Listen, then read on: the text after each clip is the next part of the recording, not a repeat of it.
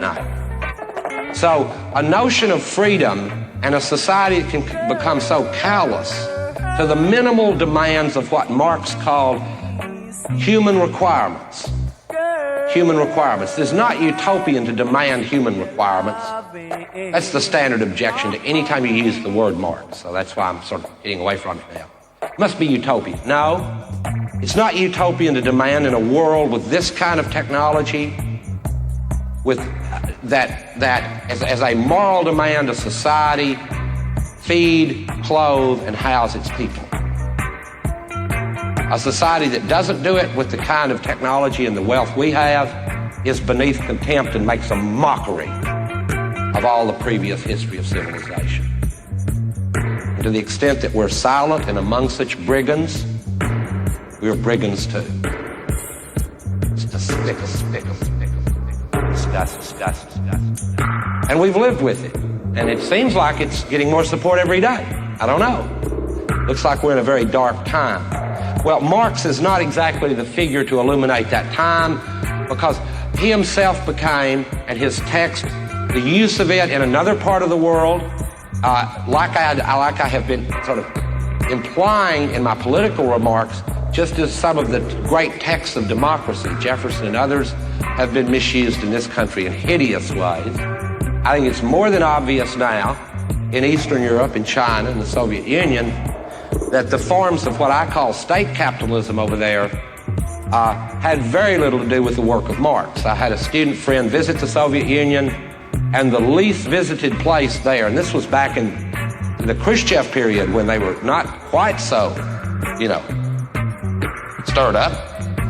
The least visited place in the Soviet Union was the Marx-Lenin Institute, where all the books were. Nobody read that stuff.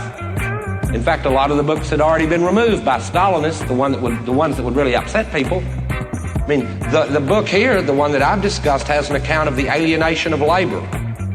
That wouldn't go over very well in Stalin's Russia, because the fundamental insight here is that if you are working your fanny off on a shop floor in Kiev, it's hard to know how you're in a worker's paradise when someone in Detroit's working their fanny off there.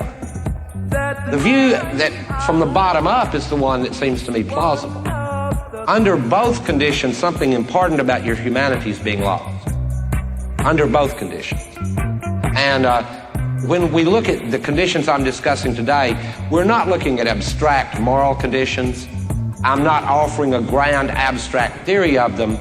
I'm trying to give something like a rough account of the fabric of daily life. A rough account of it. Because it's too rich.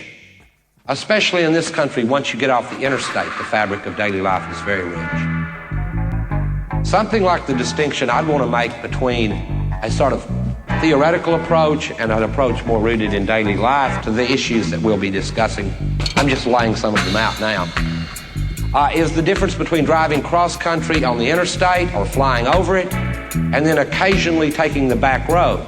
This is very interesting driving through the South, but it's also interesting driving through the Midwest. Because the United States is not the kind of country. You notice how after Hegel we've started giving a theory of the present and stuff? See, that was what we promised we'd do, is that philosophy at its best should be our time comprehended in thought. That keeps it from being what Nietzsche says, sort of a museum of ideas, which is built for loafers in the garden of knowledge. Well, for philosophy to be more than that sort of museum of ideas built for loafers in the garden of knowledge, it needs to give an intransigent account of conditions in the present. Now, it could be wrong, okay? I told you I was a fallibist. What I'm saying now could be wrong, but that shouldn't be decided by slogans or TV commercials or by Willie Horton ads, but by debate, by argument among a public body, public citizens talking, arguing.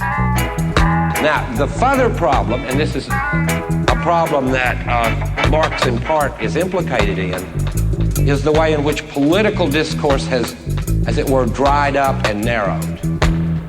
The things about which we can debate, the topics which are open for alternatives and for other explanations and descriptions. And this is the deep sense in which I have used the word pseudo-democracy instead of democracy throughout. Because even in its Greek form, where it was limited only to Greeks who were citizens, not slaves or not foreigners, even there, the institutions of representation where people could be recalled much quicker. It's hard to recall someone who, once they get in this city, not many people come back. We didn't like it. And again, why not? Well, because in the current situation, as many events that have just happened, I think indicate political power and economic power are deeply interlocked. It seems to me hardly accidental that most of the people in the Senate are millionaires. I think all but one or two, they're all millionaires. Is that just an accident? An accidental relation? Most of them white guys, notice that? Accidental relation? No. See, that's the kind of prima facie evidence one should look at. You should go, well, that just looks like a bunch of white guys at some really rich club in New York. Well, it is like them. In fact, when they go to New York, it is them. Now, that's not a conspiracy theory because all of them appear on TV and tell you they're running your life. So it's not a conspiracy. The deep insight Marx has, and it's really an important one, is that whatever, and by the way, this is not a sufficient condition for what we would like to call a good or excellent human life, but it's a necessary condition. Necessary but not sufficient. Is that you not have your life reduced to total poverty. That's just, in other words, it's not enough to just be free from constraints. You can't be just reduced to penury and then say that that person has a free life. And on the other hand, you can't have your life reduced to work, no matter how high the wage, and have it be a really excellent life. That reduction of life to work itself cripples life and cripples the challenge to become something else, larger, other. And it's only in that sense that we'd started with these philosophical ideals, because each one of them points the way at projects other than, right? Other than simply being the person who sold the most tires, who pushed the most papers through the largest office. Each one of them. In that regard, let me refer back to a really old one. Alexander the Great on finding a skeptic in the streets, a really famous philosopher. This guy was really just totally otherworldly. All he did was just think and lay in the streets. And some of Alexander the Great's officers, and by the way, Alexander the Great did better than George Bush ever will. Conquered the whole world, you know, and he was like 26 or something, younger than Dan Quayle, probably just as sharp. And he sees this old philosopher lying in the streets, and he says, well, if I wasn't Alexander, I would want to be that man. The reason is that they both had extreme and extremely interesting projects. It's hard for us to even have a sense for a project like that now, because our projects have been reduced to a series of bills, petty annoyances, and in our spare time, to search for what little meaning is left over from all that busyness and chatter that goes into that process. Now, this is not, I'm aiming it at this audience because we're here. Please don't get confused. I'm not a foreign agent. I don't know a government in the world where I couldn't say similar things, and in most governments, some worse. Now, I don't want any complacency about my lecture or that to be viewed as me pulling back from what I've said, because it is no argument, and it never has been, to say our tribe is a little better than everybody else's, so that's fine. You know why that's no argument, don't you? Well, if you're among tribes of savages and you only lop off 20,000 heads a year as opposed to 19, that's no lopping off heads argument. Even if you are the greatest tribe in the world, a claim that we believe a priori true. In any case, now to try to summarize these sort of far-ranging and sort of nasty anti-Republican polemics here or whatever, left-wing talk. What I've been trying to fill out today for you is a richer notion of freedom in which we recognize that before moral problems really come up in the philosophical sense, before they really come up, there are conditions for human life that have to be fulfilled, which I call necessary human requirements. They're not sufficient to live a good life, but they're necessary. Among them are food, shelter, ordinary health care. Real exciting, huh? That's not as much fun as Kant, but they're real important. Because without that, it's hard to follow the categorical imperative.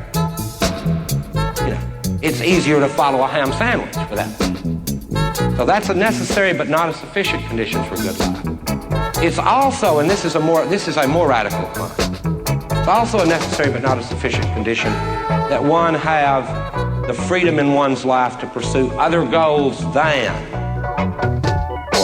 and in a strong sense, I'm not talking now about getting a hobby, but a life not reduced to work. Not reduced to work. A life where when you go to a cocktail party and they don't go, what are you? They go, what do you do? And you don't have to answer with your job description, which is another way of asking, who are you in a metaphysical sense, right? That accounts for a lot of the Phil Donahue shows. Women show up and are embarrassed to go, I'm a home worker. I work at home. Why would that be a problem? Well, in a capitalist economy, it's a terrible problem. And here's why. Because housework is unwaged. And since we value labor by the wage it brings, it's not surprising that an old person in a rest home's ability to tell a beautiful story is not valued. Because it's not weighed.